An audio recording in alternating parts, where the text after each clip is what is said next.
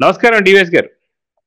నమస్తే సార్, దొంగలు పడ్డ 6 నెలలకి కుక్కలు మొరిగాయి అన్నట్టుగా బడ్జెట్ ఎప్పుడో పెడితే ఈ రోజు వైఎస్ జగన్ పులివెందుల ఎమ్మెల్యే దీని మీద ప్రెస్ మీట్ పెట్టడాన్ని ఎలా చూడాలి?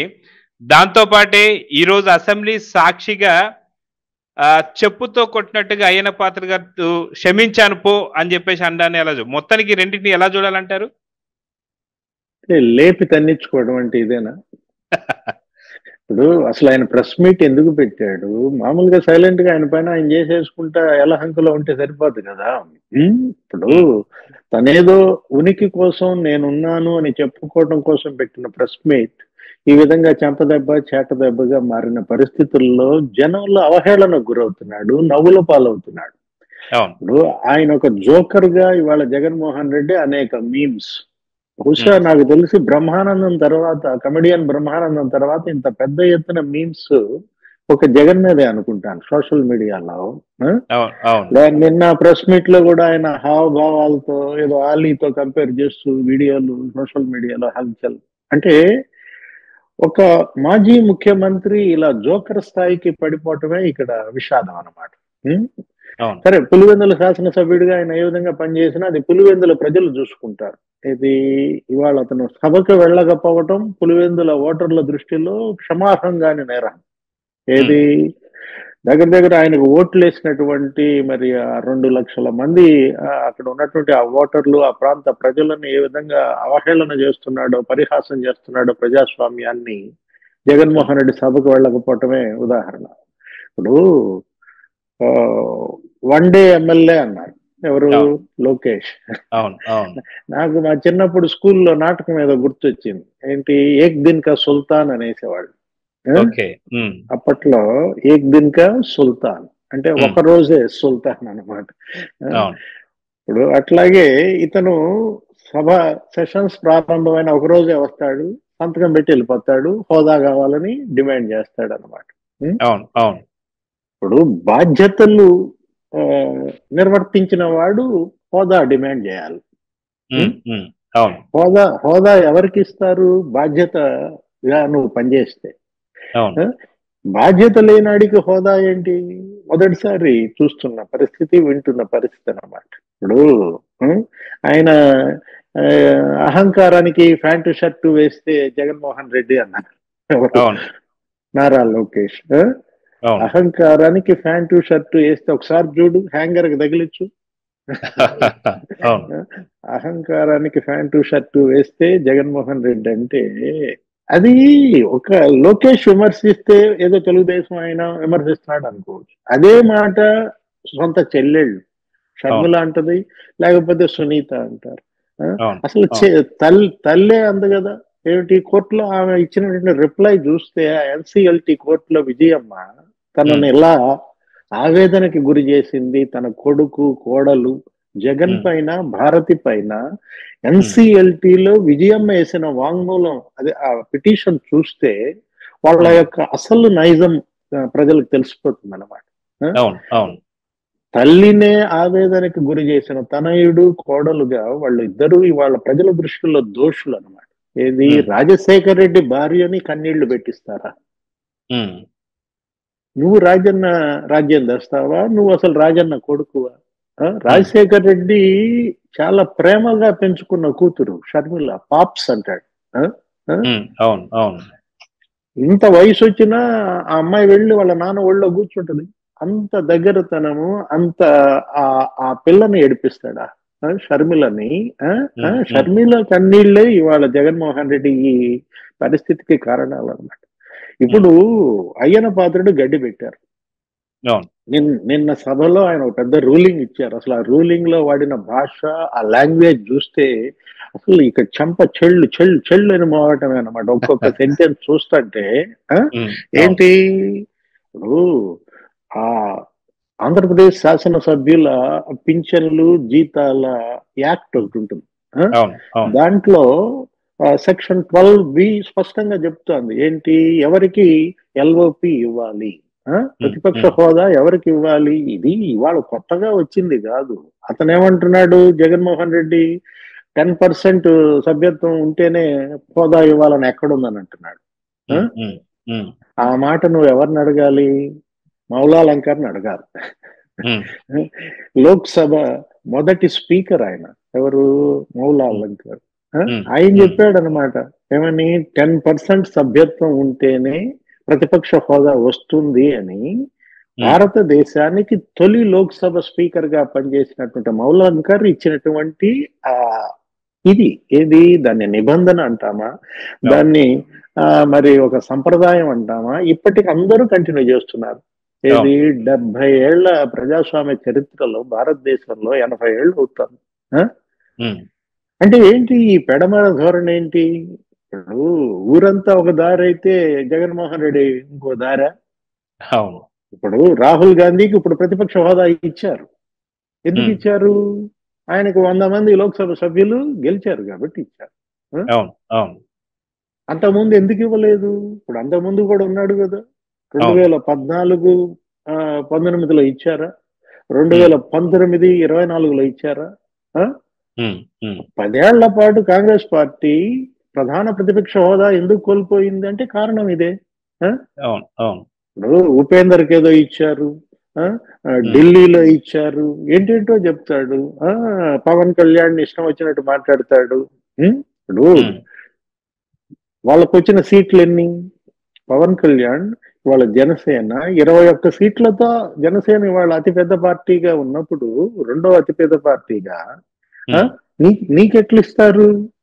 నీకు ఉమ్, ఇస్తారు. ఎప్పుడు ఇస్తారు? 22 వస్తే ఇస్తారు. అవును, అవును, వాళ్ళకన్నా ఒక సీట్ వస్తే ఇస్తారు. అయ్యన్న పాత్రుడు ఏం చెప్పారు? హోదా ఉమ్, ఇవ్వాల్సింది నేను కాదు, ప్రజలు అవును, ఇవ్వాలా. ఉమ్, ప్రజలు దేవుళ్ళు. ఆయన ఎన్టీఆర్ ఆ కొటేషన్ కూడా మెన్షన్ చేశాడు ఆ సర్క్యులర్ లో, ఏమని? ప్రజలే దేవుళ్ళు. ఆ? సమాజమే నేను దేవాలయం. నేను కేవలం పూజారిని మాత్రమే. ఆ? అవును, అవును, సమాజం అనే దేవాలయంలో అసలైన దేవుళ్ళు ప్రజలయ్యా. వాళ్ళు ఇవ్వని హోదా పూజారిగా నేను ఎలా ఇస్తాను? ఇప్పుడు నువ్వు అవును, వెళ్తావు జగన్, ఇప్పుడు నువ్వు టెంపుల్కి వెళ్తావు. అఫ్ కోర్స్ మన జగన్మోహన్ రెడ్డి టెంపుల్కి వెళ్ళడేమో, టెంపుల్ ఆయన ఇంటికి తెప్పించుకుంటాడు. అవును, ఆ? ఆ? అట్లాగే దేవుడు కూడా ఆయన ఇంటికి తెప్పించుకుంటాడు, పూజారిని కూడా ఆయన ఇంటికి తెప్పించుకుంటాడు. ఈయన చెప్పిన మాటల్లో దేవుడు వినాలా, ఈయన చెప్పిన మాటల్లో పూజారి వినాలా? అంటే ఏంటంటే అడ్డదిడ్డంగా మాట్లాడటంలో ఆరితేరినాడు జగన్మోహన్ రెడ్డి. ఆయన అవును, మాటలకు అసలు ఇక ఏమీ అర్థం పర్థం ఉండవన్నమాట. ఉమ్, ఇప్పుడు నాదెళ్ల మనోహర్ ఒకటే మాట అన్నాడు, వర్క్ ఫ్రమ్ హోమ్ సీఎం ఎవరో తెలుసా అని అడిగాడు. ఉమ్, ఉమ్, 5 ఏళ్ల క్రితం ఆంధ్రప్రదేశ్ లో ఒక ముఖ్యమంత్రి పనిచేశాడంట, ఆయన ఉమ్, వర్క్ ఫ్రమ్ హోమ్ అంట. ఆ? అవును, అని చెప్పి ఇప్పుడు ఏంటి, వర్క్ ఫ్రమ్ బెంగళూరా అవును, అని క్వశ్చన్ చేశాడు. వర్క్ ఫ్రమ్ హోమ్ ప్రధాన ప్రతిపక్ష నేత, ఒకవేళ ఇతనికి ప్రధాన ప్రతిపక్ష నేత హోదా ఇస్తే ఇతను ఉమ్, సభకి వెళ్తాడా, లేదు ఇంట్లోనే సభ పెడతాడా? అవును, ఇప్పుడు జగన్మోహన్ రెడ్డి అందుకే ఒక కమెడియన్ అయిపోయి, ఒక జోకర్ అయిపోయిన పరిస్థితుల్లో ఏదేదో మాట్లాడతాడు. ఏంటి, ఆ బడ్జెట్ గురించి మాట్లాడతాడు, అప్పుల గురించి మాట్లాడతాడు. అప్పుల గురించి మాట్లాడే నైతిక హక్కు జగన్మోహన్ రెడ్డికి ఉందా? నిన్న పయ్యావుల కేసు ఆ ఏది, ఆ బడ్జెట్ ప్రవేశపెట్టిన దానిపైన అతను రిప్లైలో ఉమ్, వదిలిపెట్టాడు. ఆ? అవును, ఉమ్, ఏంటి, అరే అసలు 8% కి నీకు అప్పు దొరుకుతుంటే 13% కి చేశాడంట. ఉమ్, అంటే నీకు అప్పులు 8% వస్తుంటే అంతకన్నా 5% నువ్వు అప్పులు తెచ్చావంటే, ఆ పవర్ కార్పొరేషన్ అప్పులు 140 కోట్లు ఏమో అప్పు తెస్తే దానికి వడ్డీ 20 కోట్లు కడుతున్నారు. ఉమ్, ఉమ్, అసలు 141 కోట్లు, ఉమ్, దానిపై వడ్డీ మనం ఎంత కట్టాలా? 20 ఉమ్, కోట్లు అంట. అంటే ఉమ్, ఏంటి, 13.6% అప్పుకు తెచ్చా. ఆ? అవును, వడ్డీ. ఉమ్, ఉమ్, నువ్వు చేసిన అప్పులే ఇవాళ నిన్ను వెంటబడి తరుగుతున్నాయే. 10 లక్షల కోట్ల అప్పుల్లో నువ్వు ఆంధ్రప్రదేశ్ ను ముంచేసి, ఇంకా ఉమ్, ఏం చెప్తాడు, ఆ, చంద్రబాబు హయాంలో 6 లక్షల కోట్లకు చేరినాయి అనేదో చెప్తాడు. తిమ్మిని అవును, బిమ్మిని చేస్తాడు. అబద్ధాలు అసలు. అబద్ధానికి ప్యాంట్ షర్ట్ వేస్తే జగన్మోహన్ రెడ్డి అనేది కాస్త మార్చినట్టున్నాడు లోకేష్. అవును, అవును. అదిగాక అహంకారాలు. ఉద్యోగస్తుల గురించి కూడా మాట్లాడుతూ దాదాపు కొన్ని లక్షల ఉద్యోగాలు మా హయాంలో ఇచ్చామని చెప్పి మాట్లాడుతాం. నిజంగా వచ్చాయంటారు సార్ ఆ టైంలో?